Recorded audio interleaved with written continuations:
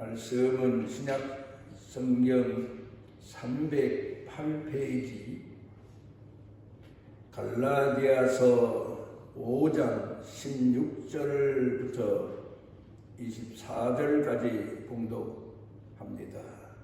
내가 이르노니 너희는 성령을 따라 행하라. 그리하면 육체의 욕심을 이루지 아니하리라. 육체의 소욕은 성령을 거스르고 성령은 육체를 거스르나니 이 둘이 서로 대적하므로 너희가 원하는 것을 하지 못하게 하려 함이니라. 너희가 만일 성령의 인도하시는 바가 되면 율법 아래에 있지 아니하리라. 육체의 일은 분명하니 곧 음행과 더러운 것과 호색과 우상 숭배와 주술과 원수 맺는 것과 분쟁과 시기와 분냉과 당짓는 것과 분열함과 이단과 투기와 술 취함과 방탕함과 또 그와 같은 것들이라.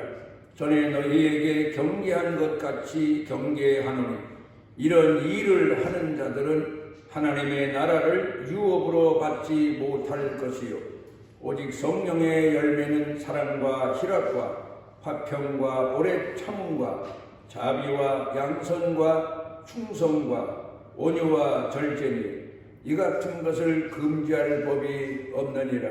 그리스도 예수의 사람들은 육체와 함께 그 정욕과 탐심을 십자가에 못 박았느니라.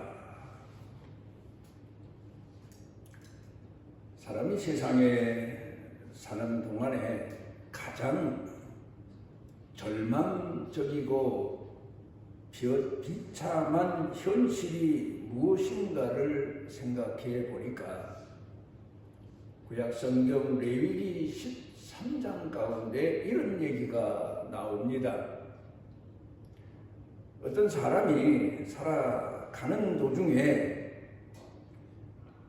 자기 몸에 털이 벼랑간에 씌어지고 그리고 씌어진 털 속으로 살이 움푹 패인 것처럼 환부가 깊어지게 되면 제사장에게로 찾아가서 진단을 받아야 됩니다. 그러면 좀 내 몸에 이상한 증세가 있다고 생각될 때 다른 병은 그 당시도 의원이나 랍비를 찾아갔겠지만 특별히 나병에 대해서는 제사장을 찾아가서 진단받도록 그런 법이 정해져 있습니다. 그래, 내가 근간에 내 몸에 이 털이 벼랑간에 휘어지고 솜털이라든가 어느 부분에 그러면서 그것이 웅덩이처럼 패인 것처럼 아마 주저앉았습니다. 살이. 그러면 제사장이 진단해보고 이 병은 나병이다. 그런가 하면 또 신정은 있는데 좀 이상스러워서 제사장에게 찾아가서 진단을 받았더니 일주일을 지켜보자. 그래, 일주일을 지켜봤는데도 그 증세가 그대로입니다. 그럼 또 일주일을 지켜보자 해서 2주간을 지켜봤는데 그냥 그대로 신점만 있을 뿐이지 더 이상 그 부위가 주저앉거나 썩거나 하지 아니하면 괜찮다. 이건 피부병이다. 집으로 돌아가라.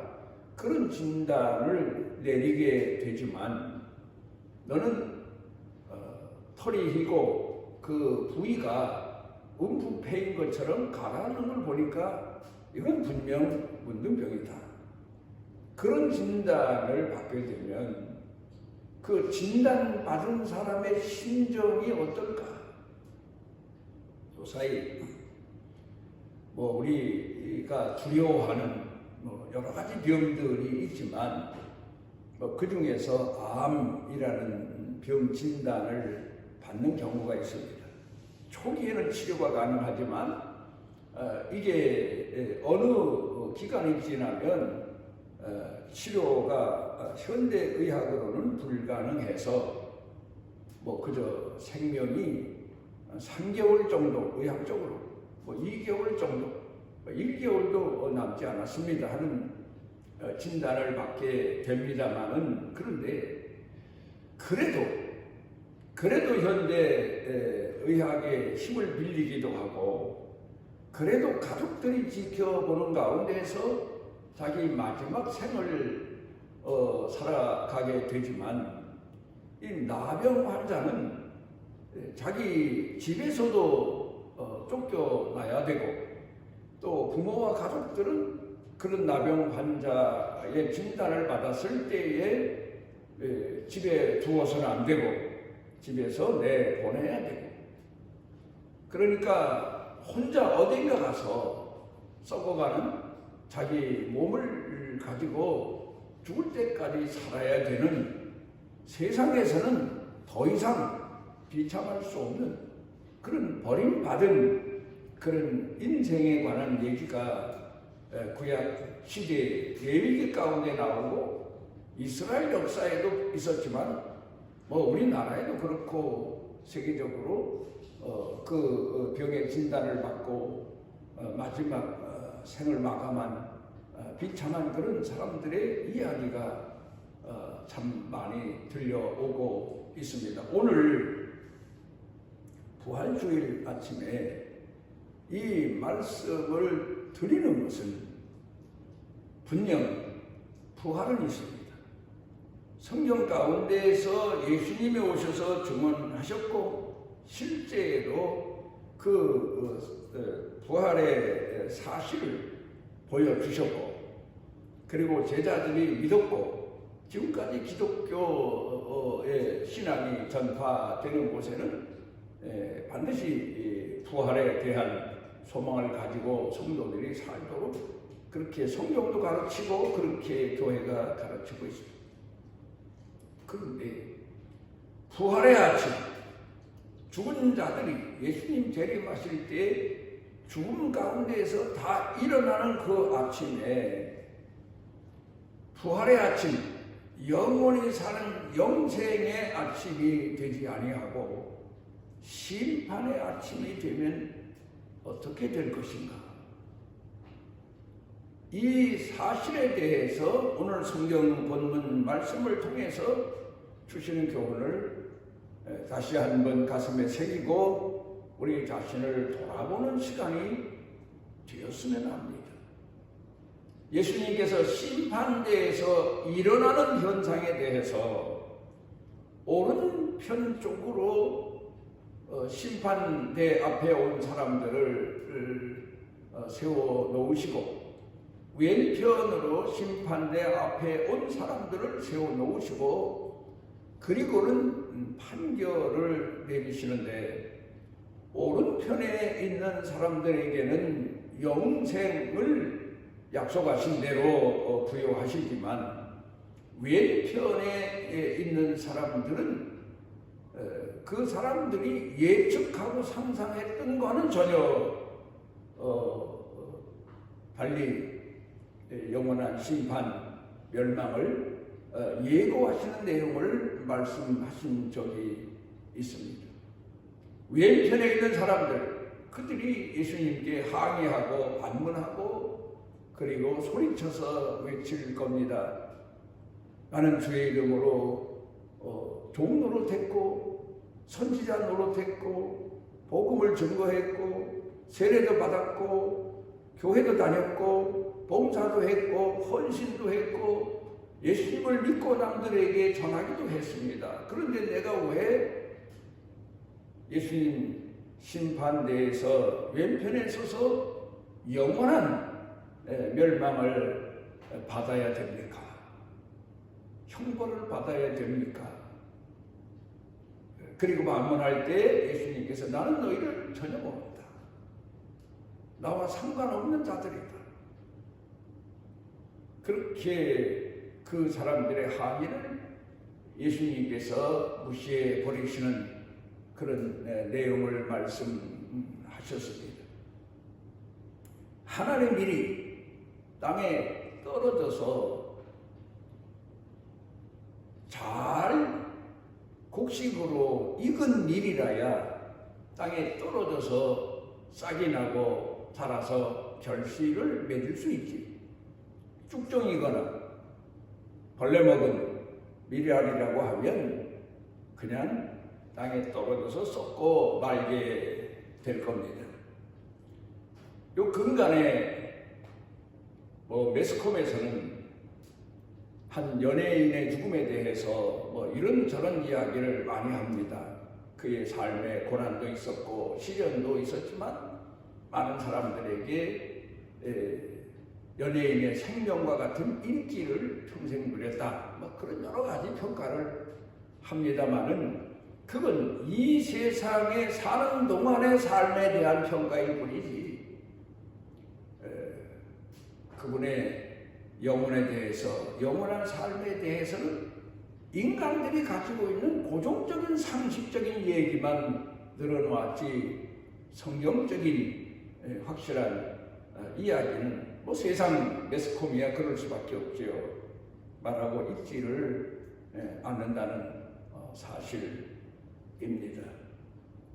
교회들마다 오늘 이 아침에 부활에 관한 말씀이 전해지게 될 거고 또 부활의 찬양에 관한 행사도 많이 있을 겁니다만은 우리 자신을 한 번 더 정말 우리가 부활이 분명히 있는데 그 부활에 참여할 수 있는 믿음을 준비하고 있나, 믿음을 가지고 있나, 이 사실에 대해서 한 번 더 깊이 생각을 해 봐야 될 겁니다.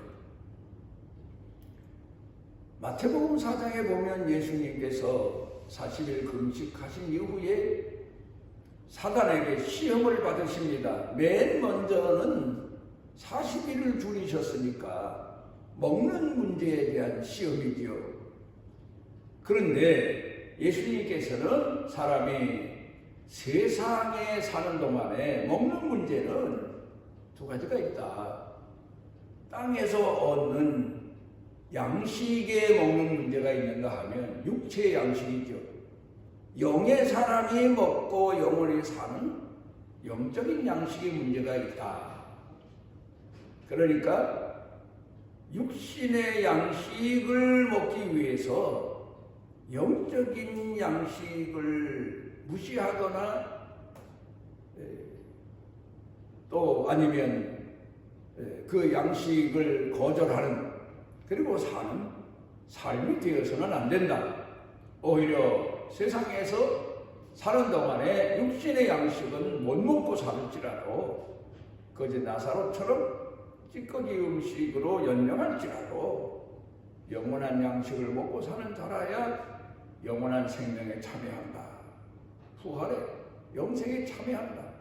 그런 의미로 첫 번째 시험을 물리치십니다.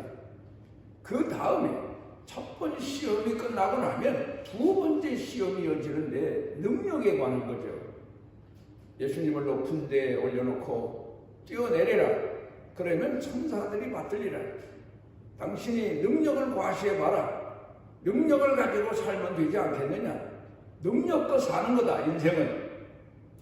그런데 예수님께서는 그 능력도 사단의 시험일 경우 자기 명분 명예를 위한 경우 그것은 깊이 사려 깊게 물리칠 수 있고 뿌리칠 수 있고 하나님 앞에서 겸손한 한 신앙인의 모습을 가지고 살아야 된다. 그런 의미에서 또 물리치시고 그 다음에는 사람이 먹는 문제가 해결되고 자기 능력을 발휘해서 어느 수준 위치에 오르게 되면 그 다음에 가장 중요한 문제는 누구를 섬길 것인가? 세상을 섬길 것인가? 돈을 섬길 것인가? 명예, 명분을, 권세를 섬길 것인가? 무엇이 그 사람이 가장 중요하게 여기는 신적인 존재냐? 하는 문제의 시험을 받으실 때 주 너의 하나님을 시험하지 말아라. 하나님만 섬길 것이다. 그렇게 시험을 뿌리치신 적이 있습니다. 먹는 문제. 레위기서 11장으로 돌아가서 보면 먹는 양식에 관한 구별법이 나옵니다. 예를 하나 든다면 소가 색임질을 합니다. 그런데 발굽이 갈라져야 정한 짐승입니다. 색임질을 하는 짐승은 짐승인데 발굽이 갈라지지 않은 짐승은 부정한 짐승입니다. 그 고기를 먹어서도 안 됩니다. 그게 이제 레위기서 가운데서 가르쳐 주시는 교훈입니다.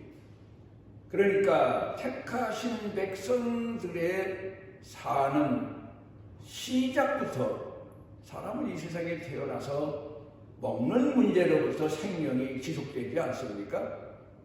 먹는 문제, 그 문제에 대해서 하나님이 정해놓으신 영원히 살 수 있는 영적인 생명의 양식을 먹는 교훈을 먹는 데 분별력을 구약시대부터 택하신 백성들에게 가르쳐 주셨다는 사실입니다.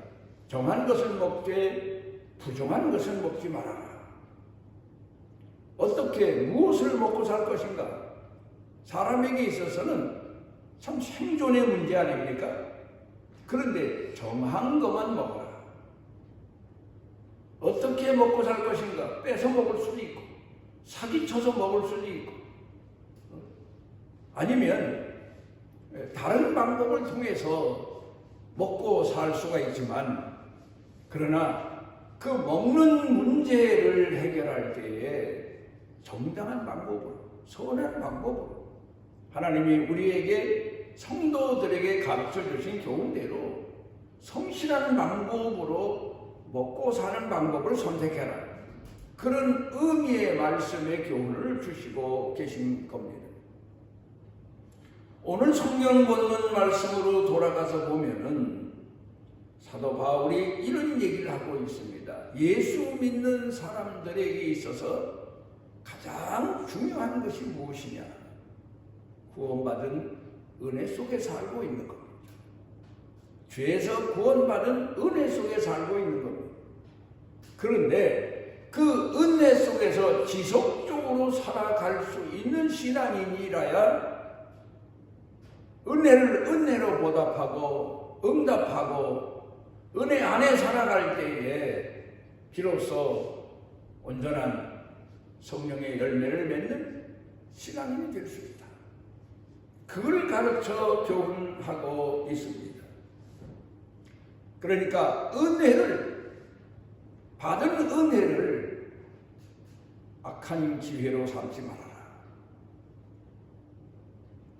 사람이 먹는 문제가 해결되면 그 다음에 자기 능력을 발휘할 때에 그 능력을 어떤 방법에 사용하느냐, 이런 교훈적인 이야기를 오늘 성경 본문에서 가르쳐 주고 있습니다. 이런 얘기가 있습니다. 사자가 길을 가다가 웅덩이에 빠졌어요. 함정에 빠졌어요. 몸부림을 쳐도 헤어날 수가 없는 거예요. 그런데 한참을 몸부림치고 발버둥 치다가 낙심지경에 이르렀는데 누군가 지나갑니다. 보니까 여우입니다. 여우가 지르다보고 그냥 가려고 합니다. 그냥 나 좀 살려달라.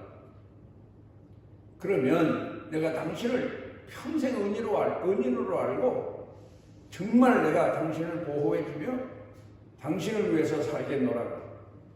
여우가 그 이야기를 듣고 짐짓 의심은 했지만 하도 하소연하는 바람에 큰 나뭇가지를 끌어다가 그 함정에 넣어서 그 사자가 그 굴 안에서 나오게 했습니다.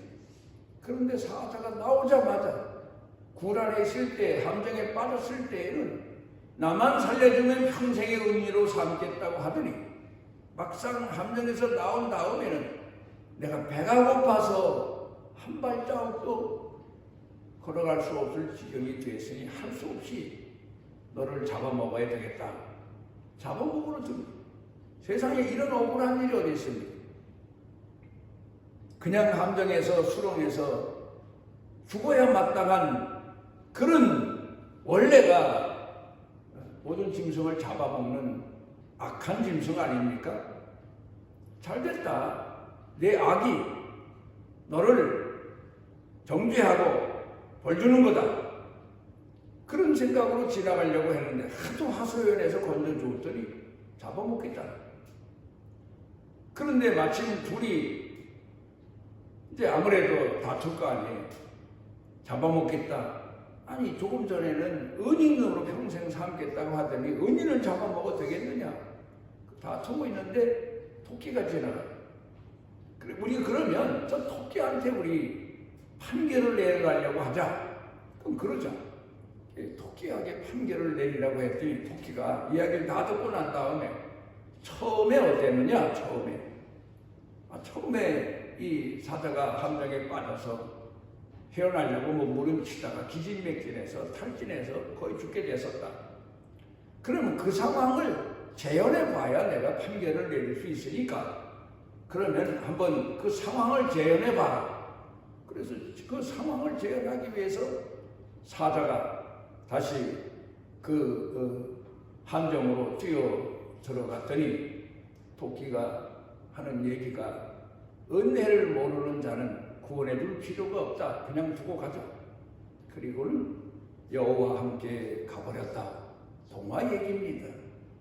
그런데 우리 인간들 세계에서 보면은 하나님 나를 죄에서 구원해 주시면 나를 여기서 구원해 주시면 그 은혜 평생토록 응답하며 은혜 속에서 살겠습니다.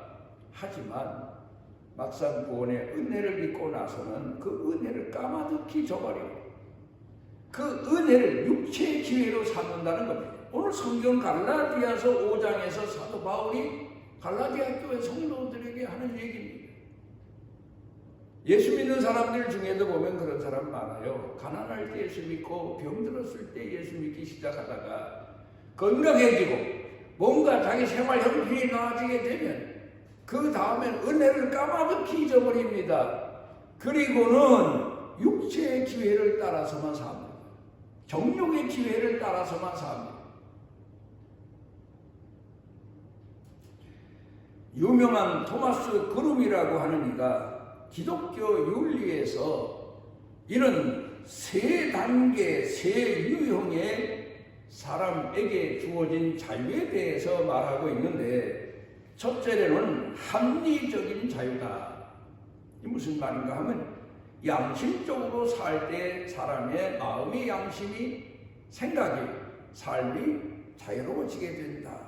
이제 그런 얘기입니다. 우리 기독교인에 대해서 직설적으로 말하면 사람이 은혜 가운데 살 때 그 마음과 영혼이 평안하다. 자유롭다. 그 다음에 두 번째로는 합리적인 자유를 선택하는 자유가 있다. 그러니까 받은 은혜대로 사느냐 아니면 내 속에 숨어있던 육체 정욕에 따라서 사느냐의 선택을 내가 해야 된다는 겁니다. 하나님 말씀을 통한 성령에 감동된 내 생각과 마음을 선택하고 사느냐, 내 정욕에 감추어진 육체의 정욕의 욕망을 선택하며 사느냐, 갈림길이 있을 때 하나님께서 내게 주신 은혜와 말씀을 선택하고 사는 것, 거기 참 평안이 있다, 자유가 있다. 그 다음에 세 번째로는 실천하는 자유입니다. 생각만, 마음만 말씀대로 살아야지, 성령님이 지시하는 대로 살아야지 하고는 실제 행동함에 있어서는 두 아들의 비유 말씀처럼 내가 오늘 포도원에 일하러 가겠습니다 해놓고는 막상 가려고 하다가 제 생각, 마음에 따라서 가지 아니한 아들이 있고, 안 가요, 못 갑니다. 그러더니 막상 그래 가야지 내 아버지의 뜻이니까 하고 간 아들이 있다고 말씀하신 것처럼 어떤 사람은 그렇게 은혜를 받고 그렇게 하나님의 사랑과 은총을 받고도 막상 그 은혜의 연속으로 사는 게 아니라 자기 욕망대로 자기 욕심대로 사는 그런 사람들이 다시 죄에 매이는 거요 사망에 이르는 것이다. 오늘 우리가 교회들에 문제되고 있는 이단들만 그런 건 아닙니다. 교회 안에도 성령의 열매를 맺어가며 사는 신앙이 되지 못할 때 그는 마지막 자기 선택을 다시 옛날 정욕의 사람의 삶을 생을 선택하고 만나는 겁니다. 오늘 성경 본문으로 돌아가서 보면 사도 바울이 갈라디아서 5장 13절 가운데서 하나님이 주신 자유의 기회를 육체의 기회로 삼지 말아라. 오직 사랑으로 서로 종노릇하고 성령의 열매 맺는 신앙인으로 살아야 된다. 그래야 부활의 아침에도 참여할 수 있고 그래야 하나님께서 약속하신 영생에 이를 수 있다는 사실을 가르쳐 교훈하시고 있습니다. 칼발트는 이런 얘기합니다.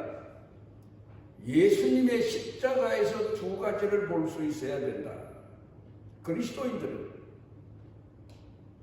첫째로는 내가 얼마나 죄인이면 예수님이 저렇게 내 죄값을 치르시기 위하여 비참하고 참혹한 그런 생을 마감하시게 됐나 하는 것을 깨달아야 된다는 겁니다. 내 죄가 얼마나 컸으면 둘째로는 하나님이 나를 얼마나 불쌍히 여기셨으면 자기 아들을 십자가에 못 박아 저렇게 죽게 하시면서 나를 구원에 이르게 하신다.